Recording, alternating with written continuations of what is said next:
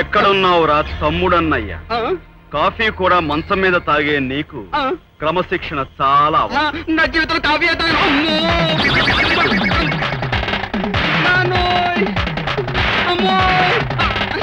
నా క్రమశిక్షణ వచ్చేసింది.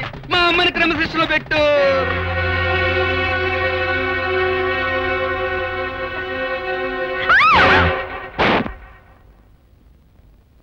ఆడదానివని ఈసారికి వదిలిపెడుతున్నాను. నేను చెప్పేది మీరంతా ఒళ్ళు దగ్గర పెట్టుకుని వినండి. రేపు ఉదయం నుంచి ఇంటి పని, వంట పని, అంట్ల పని, పెంట పని మీరు ముగ్గురు క్రమశిక్షణతో చెయ్యాలి. ఎలా చేయాలి?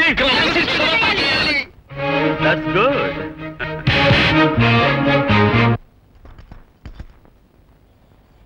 ఏమి నువ్వు కూడా కాస్త అంట్లు తవ్వచ్చు కదే. అమ్మా, నేను మీ పనులు తప్ప ఇంకెవరి పనులు చేయను.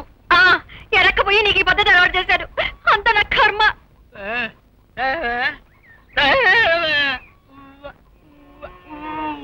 ఇదేమన్నా దోశలు పూరీలు ఇడ్లీ పిన్నట్రా గుండ్రగా రావడానికి? పేడరా పేడ.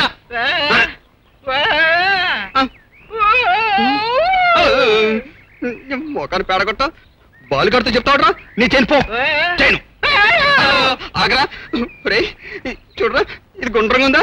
బాగుందా? బాలా ఈ బూజులు అసలు కొంపకు ఎందుకు పడతాయో దరిద్రం. చిచ్చి. ఏం బాబాయ్, బూజు సరిగ్గా దులుపునట్టుగా లేదు. బూజులు దులపడం నా కుల వృత్తి కాదు, కాలక్షేపం అంతకన్నా కాదు. అసలు నేను బూజులు దులపను.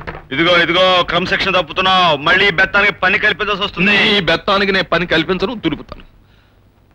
ఈ పల్లెకి దులిపితే కాస్త బాగా అంటుందేమో. నాకు ఎలా దులపడమే బాగుంటుంది, ఇక్కడి నుంచే దులుపుతాను. ఈ పల్లకే కదా నేను దులుపుతాను కదా. క్రమశిక్షణ కోసం ఎక్కడి నుంచైనా దులుపుతాను. ఒరే బాలు. ఏంటమ్మా? ఒకసారి లారా. అసలు ఈ బెత్తాన్ని కొంపలోకి తేవడమే నేను చేసిన పెద్ద పొరపాటు. కర్మ.